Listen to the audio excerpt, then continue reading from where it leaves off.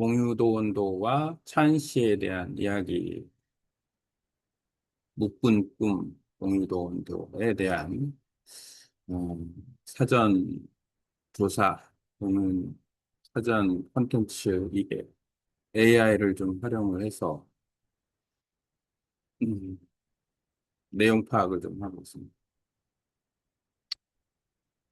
우선 몽유도 원도를 다 그리고 난 이후에 이제 21명이 찬시를 쓰게 되는데 어, 현재 기준으로 봤을 때 어, 몽유도 원도를 연구한 많은 석학, 그 미술계나 아니면 보미술계 학자들이 있는데 그중에서 안희소 교수가 이제 몽유도 원도를 보고 아, 정리한 글이 좀 있어서 그 내용으로 이제 AI로 자료를 좀 만들어 봤는데, 일단 몽유도 원도는 텔리대에 보관이 돼 있고, 표구 자체가 상권, 하권으로 표구가 돼 있습니다.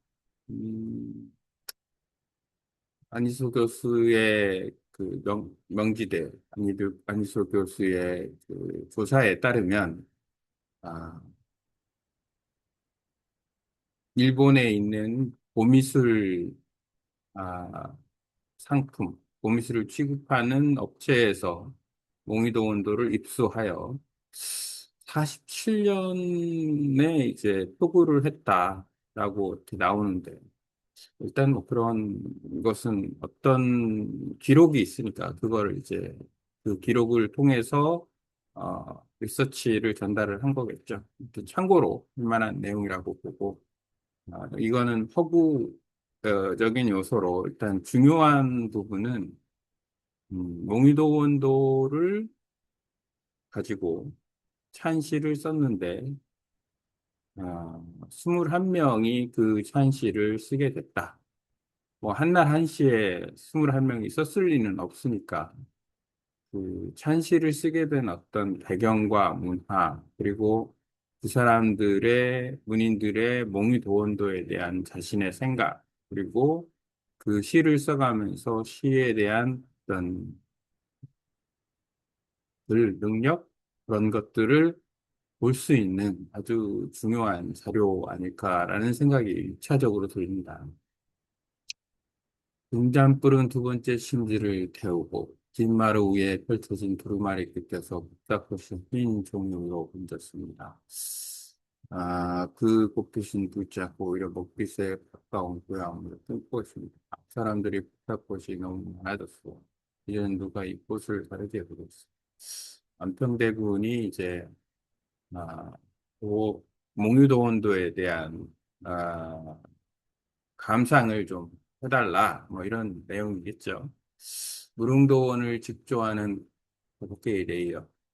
이 몽유도원의 도원, 그 도, 도연명의 도원기에 나오는 그 글인데, 일종의 도연명의 아마 소설일 건데, 안경이 이제 그런 도원기를 읽을 수 있는 여지가 있지 않았을까라는 생각은 들어요.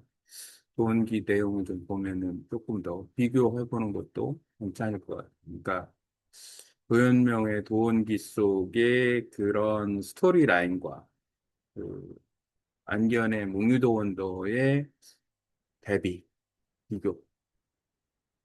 조금 이게 지시가 좀 잘못됐는데 약간 동천은 하늘과 맞닿은 신선의 공간, 비어있는 곳이 동천일 테고 대구는 신비의 장말고 춘사는 뭐 벚꽃이 있는 곳이 춘산일 테고 고아는 붉게 번진 이성향이 있고 유수는 물이 흐르는 곳인데 위치는 좀 잘못된 것 같아요.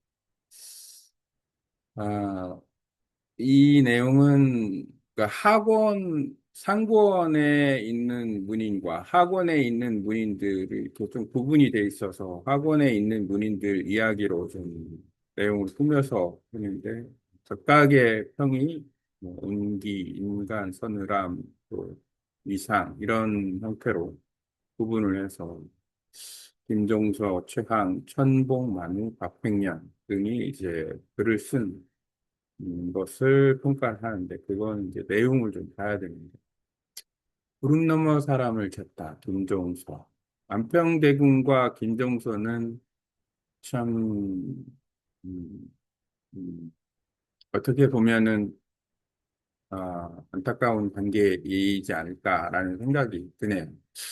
어, 조사는 해봐야 되겠지만 김종서가 수양의 스승이었다라는 얘기가 있는 것도 같고 확인은 해봐야 됩니다.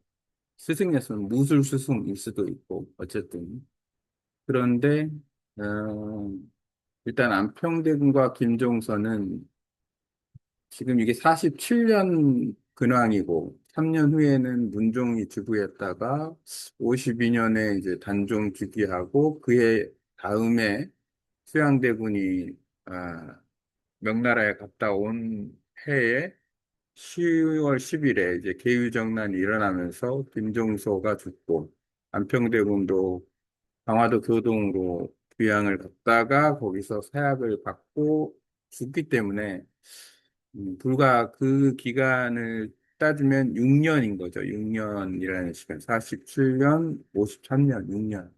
6년 후에 두 사람의 운명이 같은 배에 타는 거죠. 그런 건데, 싱그름 깊은 곳에 인가가 있구나.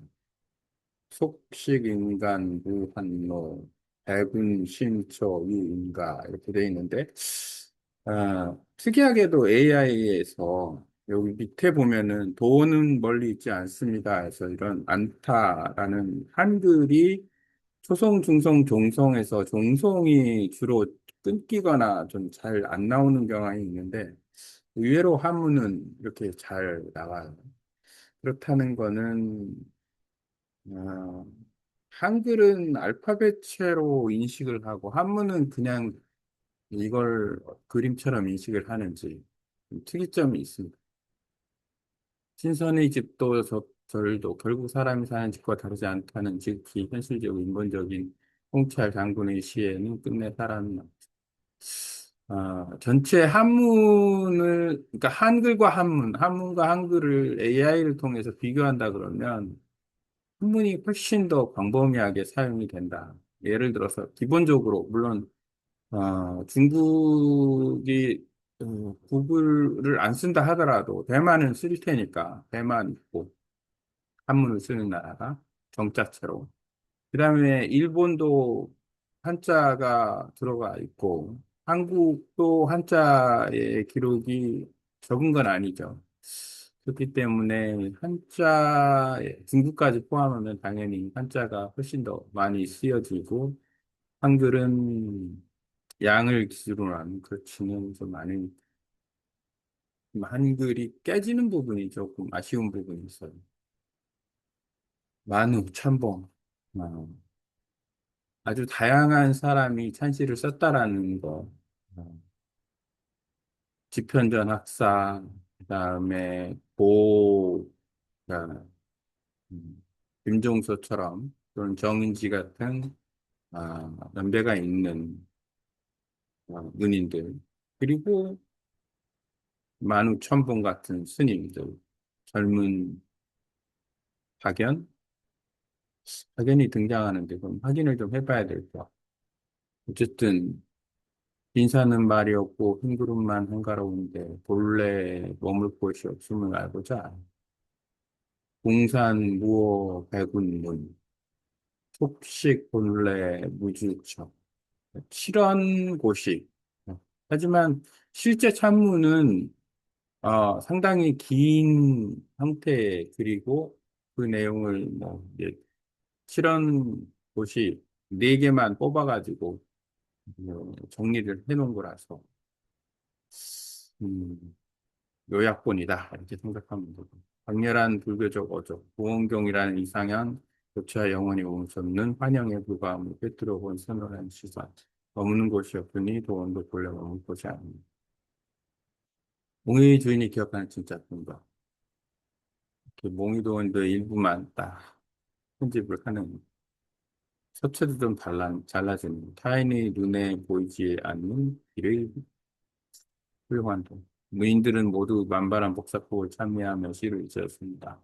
그러나 안평대군이 꿈에서 가장 오래 머물렀던 곳, 그리고 현실이 그림 앞에서 침묵하며 바라보는 곳은 화려한 도화가 아닌 가장 좁고 험한 곳이었습니다. 소설적 구성, 요 그림도 아주 훌륭하게 프로적한 부분이 싹꽃이 있고, 물이 내려오고, 동천에 물이 내려오고, 폭포가 있고, 그 사이로도 벚꽃이 있고, 그림이 먼저 말리다. 성산문이 안평대문이 도가 꿀장 깨져 있음. 안한문도 깨지고, 부질없이도 약하고, 없이 깨지고, 안타까운. 아, 이게 금존 잔을 얘기하는 건가? 금존 말진 도선권 공사 인간 몽미인 모두가 도원을 향해 들어갈 때 홀로 돌아오는 자의 어저로 쓴 유일한 시다.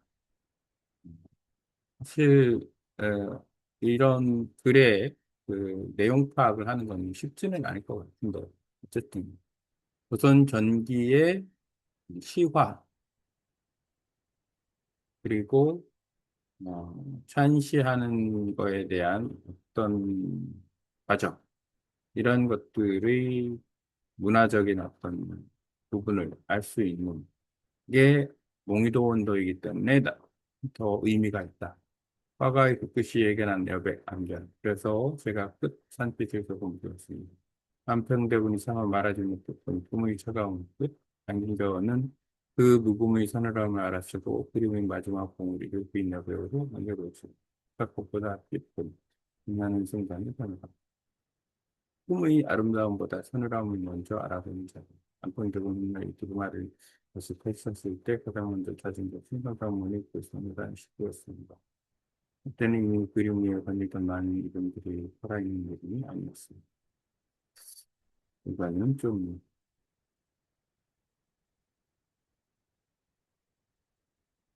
내용이 이상해.